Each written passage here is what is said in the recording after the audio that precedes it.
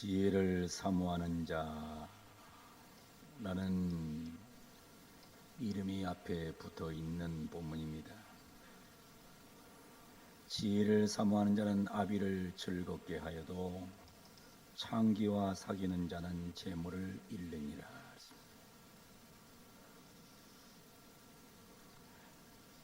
저는 하나님 앞에 기도하는 기도 제목이 있습니다. 그 기도 제목이 뭐냐면, 하나님 저에게 지혜의 능력을 주십시오 라는 기도를 제가 수시로 합니다. 저는 가끔 이런 생각을 많이 해요. 오늘 또 지금 제가 잠깐 방송을 듣는데, 방송을 들으면서 참 세상에는 똑똑한 사람들이 많다, 그런 생각이 들어요. 우리 지금 본당에 들어오다 보면 그 탁자 위에 이 손소독제 꾹 눌러가지고 손소독제를 바르는 게 있죠. 꾹 눌러가지고. 근데 사람들이, 다른 사람이 꾹 누르는 거를 나는 누르면 기분이 안 좋다는 거예요. 그래서 거기에서 아이디어를 얻어가지고 손으로 꾹 누르지 않고 밑에서 발로 딱 밟으면 소독제가 나오는 게 개발되어 있더라고요. 발로 밟으면 나와요. 근데 많이 비싸지도 않는데 발로 밟으면 딱 나온 게, 소독제를 손으로 누르지 않고 발로 딱 밟으면 나오는 게 기계를 만들었더라고요. 굉장히 머리가 좋잖아요. 제가 지난주 토요일 날 그 교회 청소를 좀 권사님들 하는데 도우면서, 우리 수도가에 가게 되면 그 물걸레를 이렇게 딱 빨아가지고 이렇게 팍팍 눌러대면은 물기가 다 짜지는 기계가 있어요. 근데 그걸 보면서도 참 머리 좋은 사람이 많다, 그런 생각이 들어요. 근데 그렇게 생각하면은 저는 뭔 생각이 되냐면, 참 나는 아는 게 없다. 참 난 아는 게 없다, 이 생각이 들어요. 그리고 가만히 생각해보면 참 나는 할 수 있는 것도 별로 없는 사람이다, 이런 생각이 들어요. 또 기도를 하면서 뭔 생각이 들면, 참 나는 무식하다, 이런 생각이 많이 들어요. 무지하고 미련하고 어리석다는 생각을 제가 수시로 해요. 그러면서 생각을 해봐요. 세상에 참 똑똑한 사람 많은데,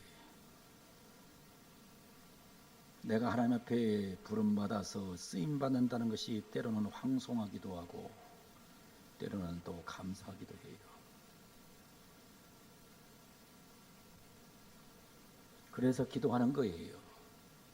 새벽마다 하나님 앞에 강단에 올라오면, 하나님 제게 지혜의 능력을 좀 주십시오 라는 기도를 매일 아침에서 드리면서 살아요.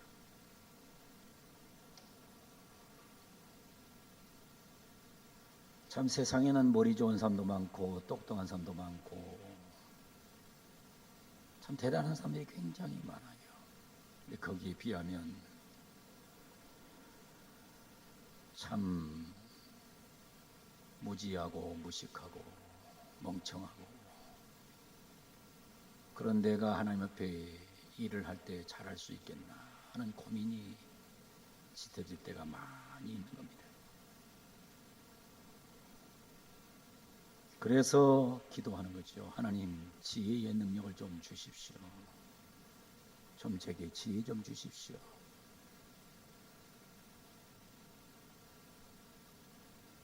오늘 성경은 이렇게 말합니다. 지혜를 사모한 자는 하나님을, 아버지를 즐겁게 한다. 지혜를 사모한 자는 아비를 즐겁게 한다는 겁니다. 지혜를 사모하는 사람은 하나님 아버지를 즐겁게 합니다. 지혜를 사모하는 사람은 육신의 아버지를 즐겁게 합니다. 사람이 지혜가 있으면요, 하나님을 굉장히 즐겁게 해요. 사실은 이 땅에 미련하고 멍청한 것들이 하나님을 슬프게 만드는 거지, 지혜가 있는 사람들은 절대로 하나님을 슬프게 만들지 않아요.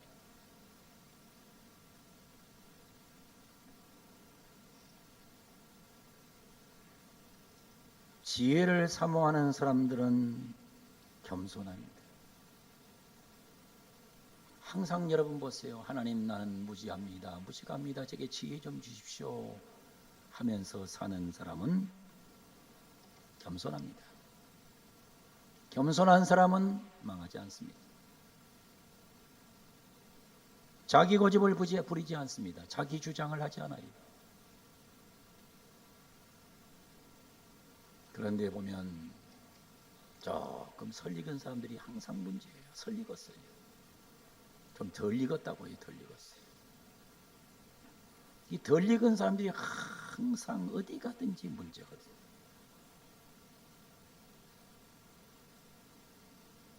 여러분, 우리가 밥을 해 먹어도 생쌀을 아예 먹어버리면 고소한 맛이 있는데, 이게 덜 익은 걸 밥을 먹으려면 이게 굉장히 괴로운 거예요.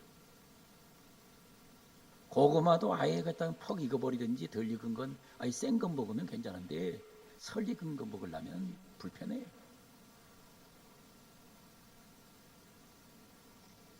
그러니까 이게 좀 약간 설 익은 사람들이 이게 항상 문제예요. 잘 알지도 못하면서도 아는 척하고,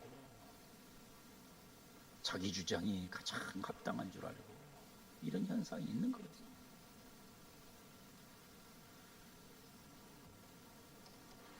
그래서 지혜를 사모하는 사람은 아버지를 즐겁게 하고 육신의 아버지를 행복하게 만드는 능력이 있다는 것입니다.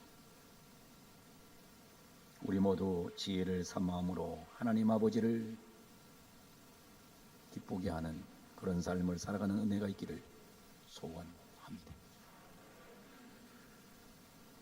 제가 이렇게 목회를 하면서 보니까 신자고 불신자고를 분문하고 잘 되는 사람들이 있더라고요. 잘 돼요. 신자도 잘 되고 불신자 중에서 잘 되는 사람이 있어요. 근데 그 사람이 이렇게 뒷조사를 잘 해보면 공통점이 하나 있더라고요. 그게 뭐냐면 부모에게 효도하는 후손은 잘 되더라고요. 부모 잘 섬기고 나는 망하는 사람을 본 적이 없습니다. 뭔가 사람이 모자라니까 부모에게 효도 못하는 거지, 사람이 제대로 된 사람은 부모에게 효도하게 되어 있는 거예요. 근데 꼭 가만 보면 어떨 때 보게 되면 저 사람 사는 거 보면 저 사람 저 정도 못 살 사람인데 살아요. 참 이상하게 잘 산다 싶으면 집안에서 효도하더라고요. 근데 신자고 불신자고 제가 보니까 공통점이 있어요. 꼭 효도하면 잘 살더라고요. 불효자식은 잘 사는 경우가 없어요. 하나님 기쁘게 하고 부모를 즐겁게 하는 그런 삶을 살아가는 은혜가 있기를 주님의 이름으로 축복합니다. 이 집안에 효도가 안 되는 집안은요, 그 싹시 없는 거예요. 싹시 노랗다 그래요.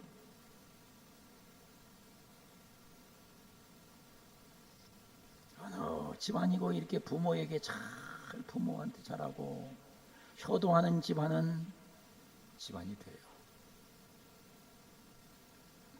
그래서 오늘 성경 말합니다. 지혜를 사모하는 자는 아버지를 즐겁게 한다. 두 번째로 뭐라고 말합니까? 지혜를 사모하지 않는 자는 창기와 사귄다는 겁니다. 창녀와 사귄다는 거죠. 창기와 사귄다. 그런데 지혜를 사모하는 자는 창기와 사귀지 않습니다.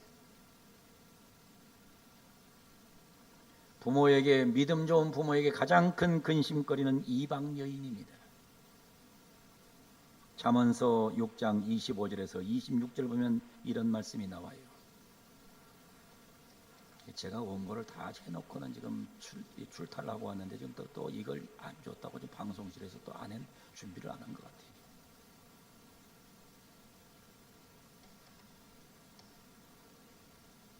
자, 6장 25절 잘 보세요.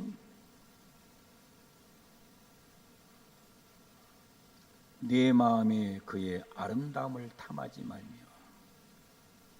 창녀의 특징이 있습니다. 창녀의 특징이 있어요. 그 아름다움을 탐하지 마라. 창녀는 아름답게 보인다는 겁니다. 아름답게 보인다. 두 번째로 뭐라고 말합니까? 그 눈꺼풀에 홀리지 마라. 창녀는 홀리는 눈꺼풀을 가지고 있다는 겁니다. 이런 아무나 그 창기를 할 수 있는 게 아니에요. 제가 그 동두천에서 꽤 오랫동안 이 몸을 파는 여인들에게 복음을 전해본 기회가 있는데 그 아무나 그 몸을 파는 게 아닙니다.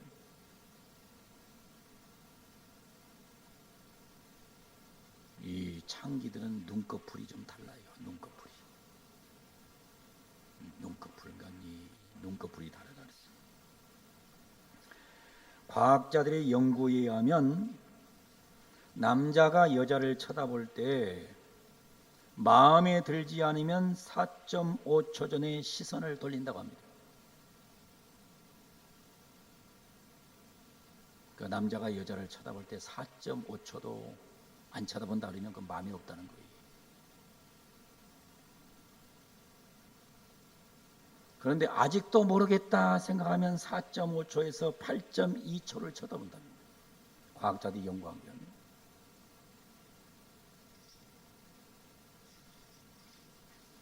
그런데 세 번째 보게 되면 마음에 들면 남자가 여자를 착 쳐다봐서 마음에 들면 8.2초 이상을 쳐다본답니다. 이건 남자입니다. 남자가 이렇게 어느 여자가 딱 마음에 들면 8.2초를 이렇게 쳐다보고 있다는 거예요. 그러니까 오래 쳐다본 남자는 조금 이상한 거예요. 이렇게 8.2초 이상 쳐다보고 있으면, 그래서 남자가 마음에 드는 여자에게 넘어가는 시간은 8.2초라고 합니다. 8.2초면 넘어간다는 거예요. 그러니까 우리 권사님들이나 이런 분들 보면 남편이 지나가다가 그냥 아주 멋진 여자를 보면 살짝 쳐다보면 왜 쳐다보냐고. 근데 그건 원래 쳐다보게 돼 있는 거예요. 안 쳐다보면 그건 다 된 거예요. 이제 저기 갈 때가 되면 쳐다보질 않아. 근데 얼마를 보게 하면 안 되냐? 8.2초를 쳐다보게 하면 안 돼. 8.2초를 더 쳐다보고 있으면 뒤통수를 내 쳐야 돼.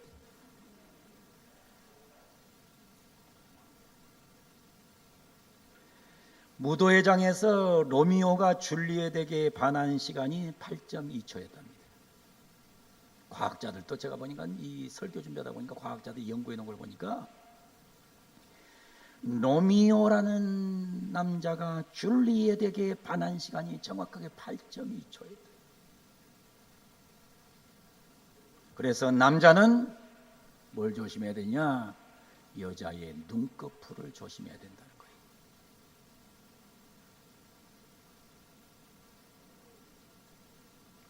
그런데 여자들은 바라보는 시간과 관계가 없답니다. 여자들은 괜히 남자를 이렇게 오래 바라보고 있으면 남자들이 착각하는데, 오래 바라보고 있다고 지조하는 것으로 착각하면 큰일 난다는 거예요. 제 얘기는 아니고 과학자들이 연구해 놓은 연구 논문에 보니까 그리 나와 있어요. 어떻든 간에 중요한 거는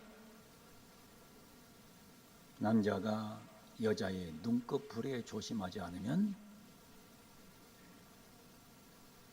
배가 망신할 가능성이 많이 있다. 그러면 어떤 일이 생기냐? 세 번째 본문에 나오죠. 잠언서 다시 본문에 나와요. 잠언서 6장 26절에 나옵니다. 음료로 말미암아 사람이 한 조각 떡만 남게 되며, 한 조각 떡만 남는다는 겁니다. 남자들이 먹고 살만하면 여자들에게 빠지거든요. 배고픈 남자들은 여자에게 빠지지 않습니다. 먹고 살만해서 배가 부르면 빠지는 거예요. 그래서 결국에 못된 여자 만나면 이게 쪽박 차는 거지. 못된 여자 만나면 쪽박을 찹니다. 그래서 한 조각 떡만 남는다. 그러면서 다시 성경은 이렇게 묘사합니다. 음란한 여인은 귀한 생명을 사냥함이라. 귀한 생명을 사냥당하는 일이 생겨버립니다. 생명을 사냥당합니다. 사냥꾼에게 사냥당하는 짐승처럼 음녀에게 사냥당하는 현상이 일어난다고 잠언서가 얘기합니다. 그러면서 신약성경 데살로니가전서 4장을 보게 되면 데살로니가전서 4장 3절에서 5절 봅니다. 성경 띄우세요. 천천히 찾아서 방송실. 하나님의 뜻은 이것이니 너희의 거룩함이라 하십니다. 거룩함이라. 하나님은 뭐 하기로 원하느냐? 교회 다니는 성도가 거룩하기를 원하는 겁니다. 거룩함이라. 그래서 뭐라고 하냐면 너희는 거룩하다. 곧 음란을 버리고 막 그냥 이 남자 저 남자 이 여자 저 여자 꼭 그런 사람들이 있잖아요. 그 남자들 또 보기에는 막 이 여자 저 여자 여자들 또 보면 그냥 막 여기 저기 이런 여자도 있거든요.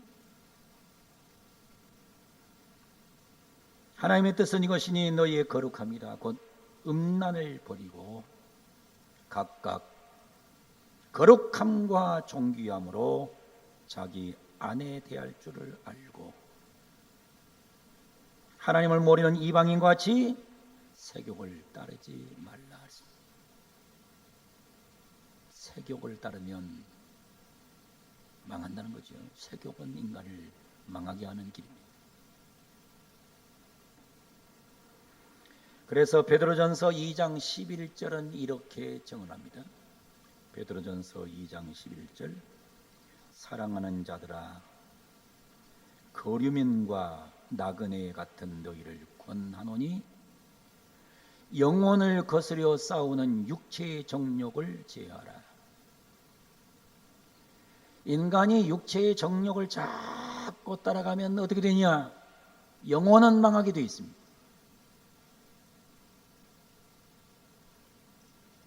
인간이 육신적인 욕망대로 자꾸 끌려가면 영혼은 망하게 되어 있는 거예요.